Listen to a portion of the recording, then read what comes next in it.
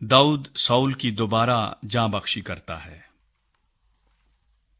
और जीफी जिबा में साउल के पास जाकर कहने लगे, क्या दाऊद हकीला के पहाड़ में जो दश्त के सामने है छुपा हुआ नहीं? तब साउल उठा और 3,000 चुने हुए इस्राएली जवान अपने साथ लेकर दश्ते जीफ को गया, ताकि उस दश्त में दाऊद को तलाश करे। और साउल हकीला के पहाड़ में जो दश्त के सामने है रास्ते के किनारे खैमा जन हुआ, पर दाऊद दश्त में रहा और उसने देखा कि साउल उसके पीछे दश्त में आया है। बस दाऊद ने जासूस भेजकर मालूम कर लिया कि साउल फिल हकीकत आया है। तब दाऊद उठकर साउल की खैमा गाह में आया और वो जगह देखी जहां साउल और नीर का बेटा अबनीर भी, जो उसके लश्कर का सरदार था, आराम कर रहे थे।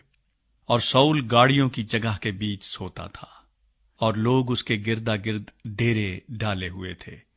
तब दाऊद ने हित्ती अखीमलक और ज़रोया के बेटे अबीशे से, जो युआब का भाई था, कहा, कौन मेरे साथ साउल के पास खैमागाह में चलेगा?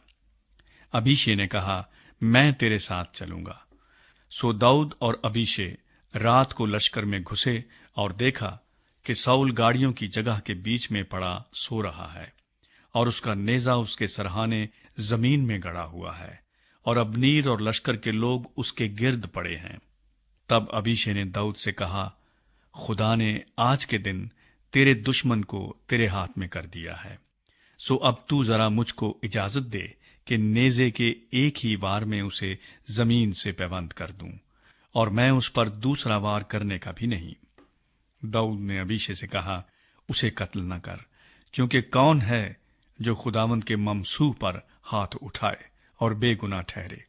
और दाऊद ने यह भी कहा कि खुदावंद की हयात की कसम, खुदावंद आप उसको मारेगा, या उसकी मौत का दिन आएगा, या वो जंग में जाकर मर जाएगा।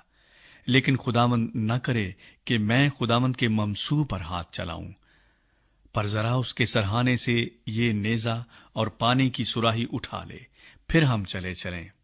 सो दाऊद ने नेजा और पानी की सुराही साउल के सरहाने से उठा ली और वो चल दिए। और ना किसी आदमी ने ये देखा और ना किसी को खबर हुई और ना कोई जागा, क्योंकि वो सब के सब सोते थे, इसलिए कि खुदावंद की तरफ से उन पर गहरी नींद आई हुई थी। फिर दाऊद दूसरी तरफ जाकर उस पहाड़ की चोटी पर दूर खड़ा रहा और उनके दरमियान एक बड़ा फासला था। और दाऊद ने उन लोगों को और नीर के बेटे अबनीर को पुकार कर कहा, ऐ अबनीर, तू जवाब नहीं देता? अबनीर ने जवाब दिया, तू कौन है जो बादशाह को पुकारता है? दाऊद ने अबनीर से कहा, क्या तू बड़ा बहादुर नहीं, और कौन बनी इस्राएल में तेरा नजीर है? पस किस लिए तूने अपने मालिक बादशाह की निगहबानी ना की? क्योंकि एक शख्स तेरे मालिक बादशाह को कत्ल करने घुसा था। पस ये काम तूने कुछ अच्छा न किया।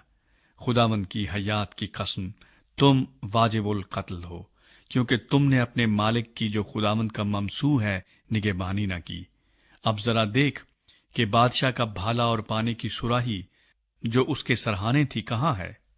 तब साउल ने दाऊद की आवाज पहचानी और कहा, ऐ मेरे बेटे दाऊद, क्या ये तेरी आवाज है? दाऊद ने कहा, आए मेरे मालिक बादशाह, ये मेरी ही आवाज है। और उसने कहा, मेरा मालिक क्यों अपने खादिम के पीछे पड़ा है? मैंने क्या किया है और मुझ में क्या बदी है? सो अब जरा मेरा मालिक बादशाह अपने बंदे की बातें सुने।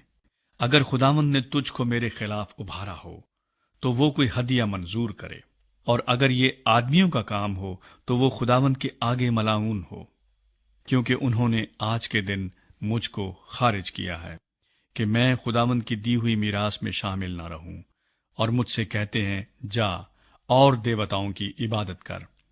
सो अब खुदावंद की हजूरी से अलग मेरा खून जमीन पर न बहे, क्योंकि बनी इसराइल का बादशाह एक पिस्सू ढूंढने को इस तरह निकला है जैसे कोई पहाड़ों पर तीतर का शिकार करता हो।